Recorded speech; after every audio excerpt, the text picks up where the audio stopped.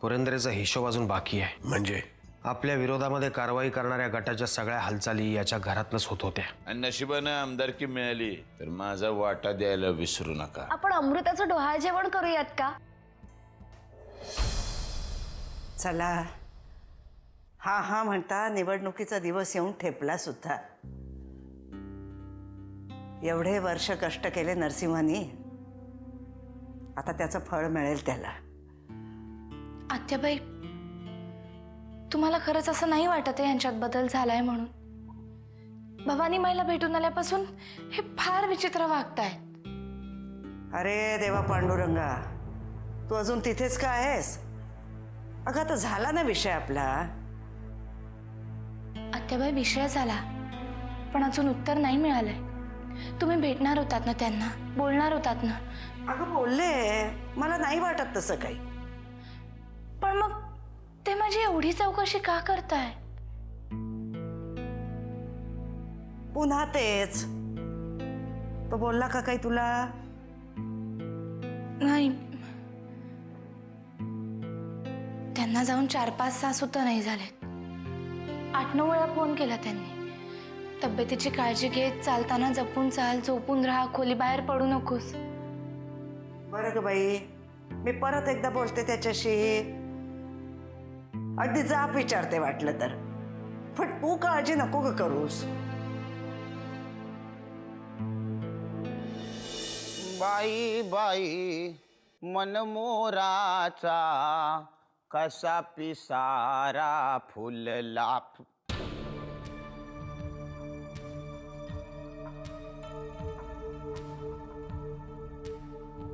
मायला एवढं काय चमचमत?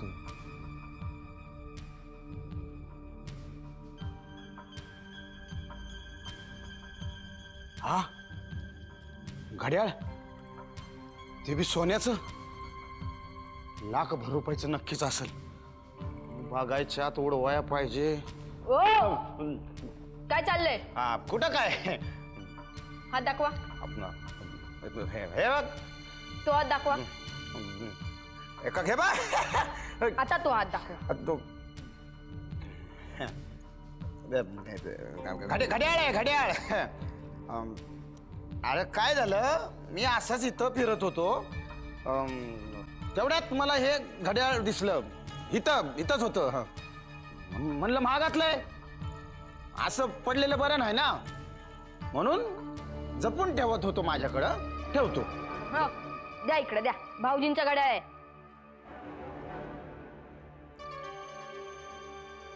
बाकी काय म्हणतो गण्या? तू असला घड्याळ कधी घेणार गण्या? माझं नाव गण्या नाहीये, गणेश आहे, गणेश. मायला चिडलंय बेन, पाठवावं लागणार. काय? गणेश साहेब, हा, गणेशराव किंवा माननीय गणेश साहेब. माझ्याशी नाही बोलला तरी चालेल मला. आता हाय का?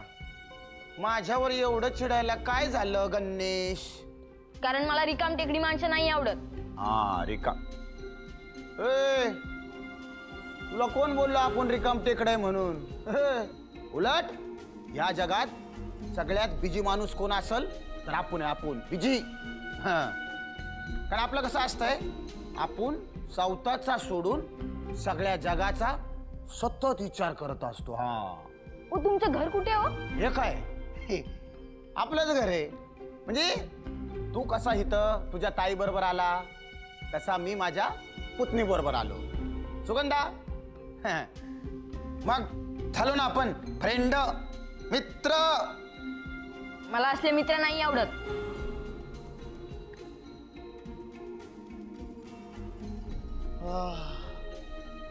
वाचला तर बाजाजीराव.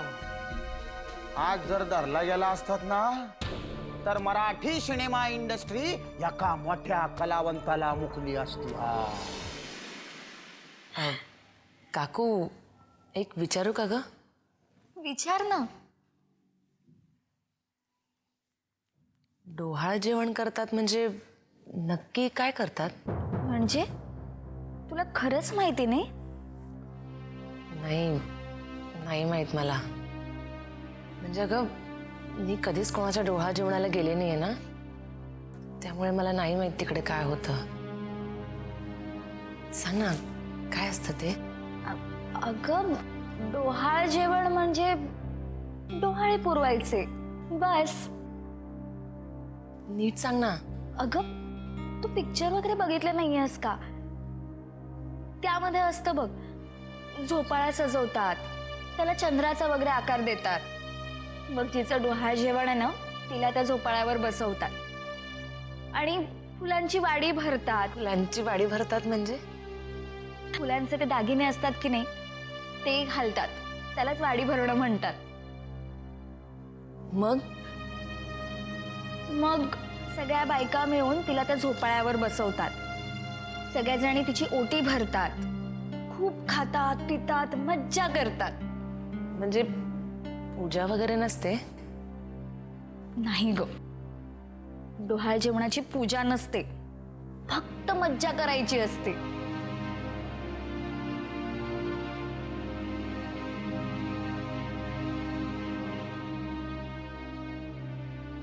अमृता, अमृता काय झालं?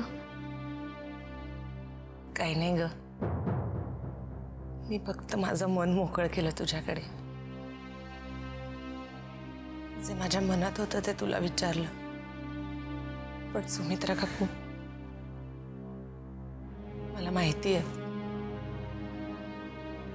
का विधवेचं डोहाळ जेवण नाही होत ना. अमृता,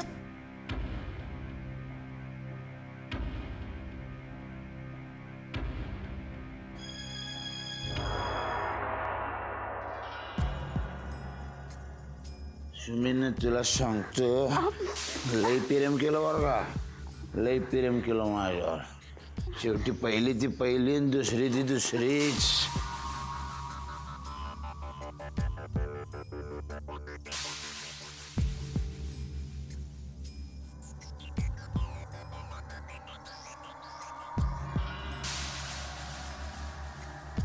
तू मोलकर्ण असूनही तुझ्याशी बोलतेय ना, ते उपकार समज माझे. स्वतःची पायरी ओळखूनच वागायचं, नाहीतर घरातून बाहेर काढेन. असं प्रेमाने वाढत होती ग, काय चव आहे तिच्या हाताला वा. अगं म्हणजे अन्नपूर्णाच जणू. परशु शेटने दारू बी सोडली तिच्या सांगण्यावरनं. डोक्यावर बसायचं नाही. तू कोण जाब विचारणार आहे मला? ती माझी पहिली बायको आणि तू दुसरी. आपल्याला ऐकत राहायचं. शेवटी पहिली ती पहिली आणि दुसरी ती दुसरीच. काय चव आहे तिच्या हाताला वा. अगं म्हणजे अन्नपूर्णाच जणू.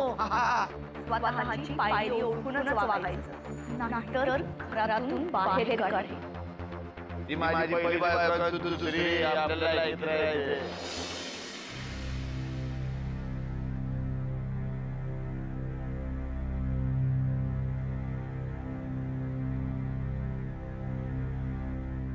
कसं झालं मतदान? खूपच छान. यापूर्वीच्या निवडणुकीमध्ये इतका छान प्रतिसाद आपल्याला कधीच लाभला नव्हता. काय काय झालं सांगा ना. मतदान केंद्रावर दिवसभर गर्दी उसळलेली होती. अनेक लोक साहेबांना येऊन भेटून जात होते. शुभेच्छांचा वर्षाव होत होता. म्हणजे ही निवडणूक हे जिंकणार एवढं नक्की तर. चित्र तसं स्पष्ट दिसतंय आजवरून, नाही का साहेब? वाकनीस उगाच कुठल्याही निष्कर्षापर्यंत पोहोचू नका. मतदानाचा कौल हा निकालानंतरच कळतो. हो साहेब, पण मी इतक्या वर्षाच्या अनुभवावरनं बोलतोय. उगाच स्वप्नांच्या ढगामध्ये उभं राहून नाही बोलत आहे. आणि मला कुठलाही अनुभव नसला तरी सांगते, तुम्हीच जिंकणार आहात. आता आम्हाला दोघांना रात्रभर असंच उभं ठेवणार आहेस का? नाही, तुम्हाला भूक लागली असेल ना, चला मी काहीतरी खायला आणते. नाही साहेब, मी निघतो घरी. साहेब, आपण उद्या भेटूया. निवडणुकांचा निकाल कधी लागणार आहे? परवा आहे. मग आता उद्याचा दिवस तुम्ही दोघंही विश्रांती घ्या. खूप धावपळ झाली आहे तुमची. गुड नाईट साहेब. Good night. भेटूया. चला.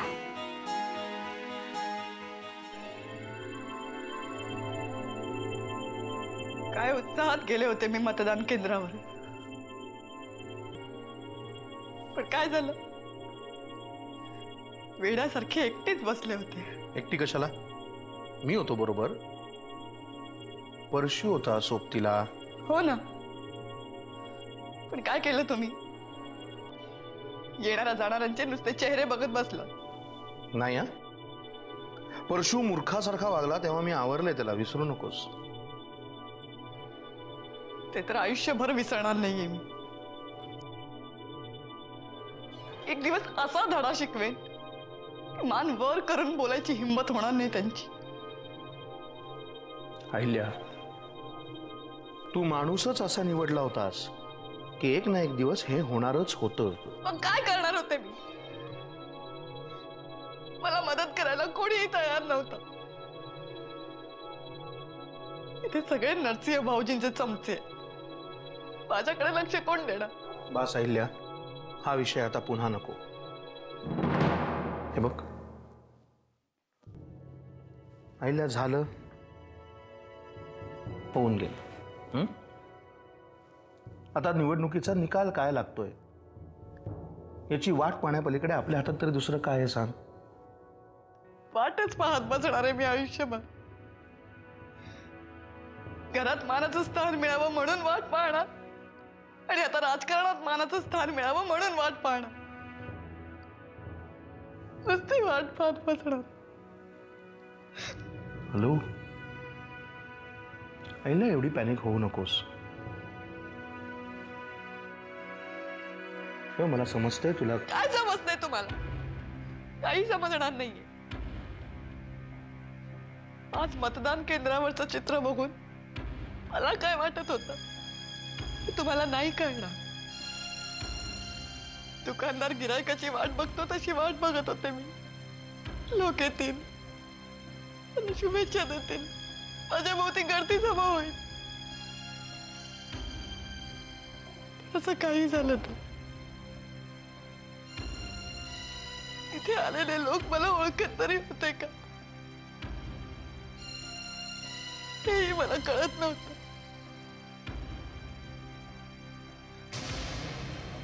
आणि ते अतिशहाणे परशु भाऊजी ते जवळ इलेक्शन बूथ कॅप्चर करायला निघाले होते. पोलिसांनी अटक केली असती जर का तुम्ही वेळीच आवरलं नसतं तर. शांत हो, शांत हो अहिल्या. यापुढे असं कुठलंही काम अशा कुठल्याही माणसाला सोपवू नकोस ज्यामुळे आपलं स्वतःचं नाक कापलं जाईल. आणि आता हे जे काही घडलंय ना त्याच्यातनं धडा घे, विचार कर. या सगळ्या प्रकरणामध्ये आपलं काय काय चुकलं, कुठे कुठे चुकलं, आणि ह्यापुढे त्या चुका होणार नाहीत याच्याकडे लक्ष दे. यश अपयश हे येत आणि जात असतंच ग. लक्ष द्यायचं ते ह्या गोष्टींकडे. अजून एक चूक झाली आहे, ती सुधारायची आहे मला. नाही, काय नाही. तुम्ही एकदा मला म्हणाला होतात की सुमित्राच्या मदतीने तुम्ही सुगंधावर केस करणार आहात. त्याचं काय झालं?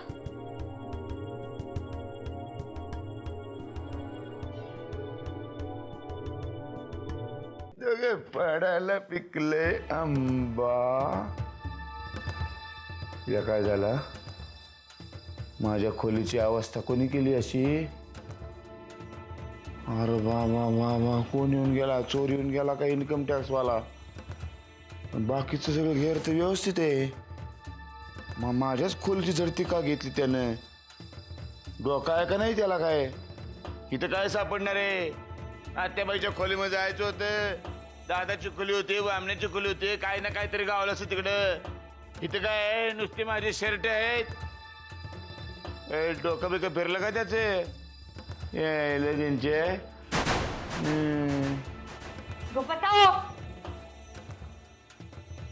इन्कम टॅक्स वाली बाई दिसते, बहुतेक लपून बसले का काय म्हणायला तिच्या.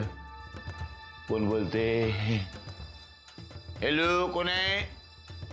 कुठे? इथे आहे. हे सुगंधी, हे काय केलं तू? हे कोणी केलंय?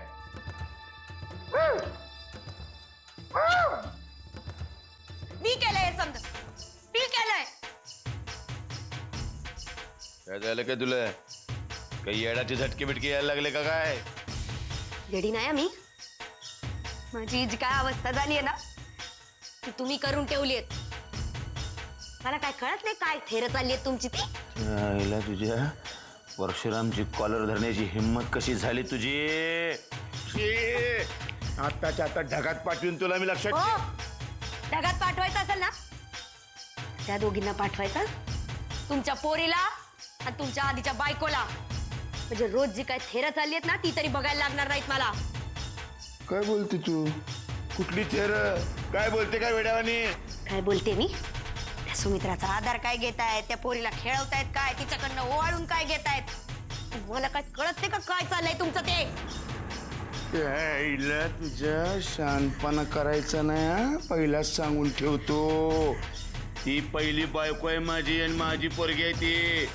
तिच्याशी कसं वागायचं काय करायचं ते माझं मी बघेन. जास्त आगाऊपणा करायचा नाही हा? सांगून ठेवतो. आतापर्यंत 7 मर्डर केली, आठव करायला वेळ लागणार नाही. हे इला तुझे हे काय गे? तू कोण आहेस? कोण आहेस? आपल्याला ऐकत राहायचं कळलं काय? लग्नाची बायको आहे तुमच्या. डोरला काय उगाच नाही बांधलंय गळ्यात. 100 पोरी डोरली घेऊन फिरत होता माझ्या मागे. गळ्यामध्ये घातलं म्हणजे काय लगीन झालं काय? तुझी नाटक आहेत ना तुझी. तू काय खोटारडी आहेस की नाही? आत्या बाईला सांगेन तू सगळं भांड फोडीन मी. होतं नव्हतं करून टाकेन. तुला गपगुमान जगायचं असेल की नाही तुझ्या गळा आवडायला वेळ लागणार नाही.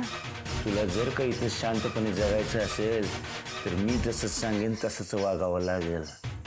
माझ्या डोक्यावर बसायचा प्रयत्न करू नका आणि आवाज चढून तर यापुढे कधीच बोलायचं नाही. चल उठ उठ उठ. माझी कॉलर धरते. गोष्ट लक्षात ठेव. थोड्या वेळाने परत येणार आहे मी यायच्यात ही सगळी खोली पुन्हा जशी होती तशी करून ठेवायची. हा एक बी वस्तू इकडची तिकडे झाली की नाही डायरेक्ट ढगात पाठवेन. जास्त आगाऊपणा करायचा नाही.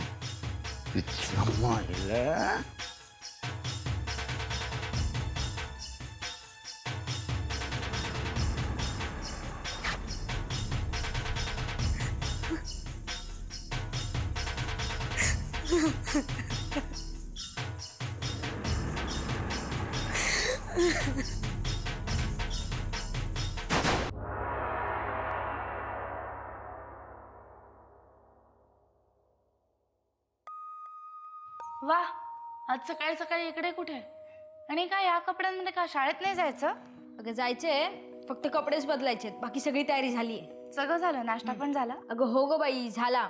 बरं ते जाऊ दे, मी वेगळ्याच कारणासाठी आलो होतो इथे. वेगळं कारण? आता काय बाबा वेगळं कारण घेऊन आलायस तू? एक मिनिट, हे धर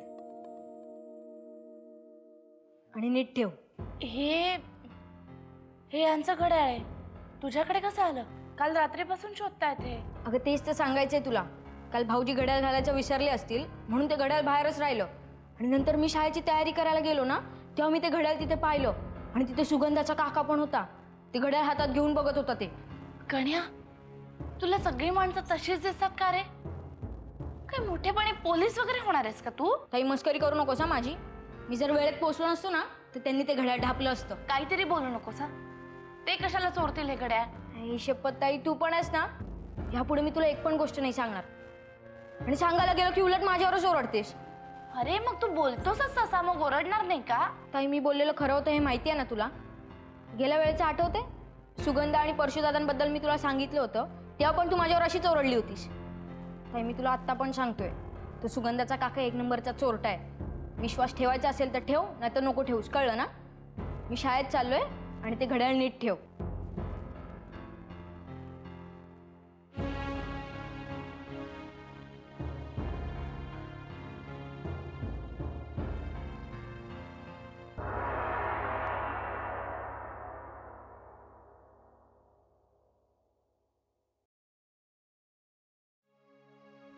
आता बाई बोलवलंस मला. हो, जरा बोलायचं होतं तुझ्याशी. बोल ना. नरसिंह, भवानीबाई नक्की काय सांगितलं तुला?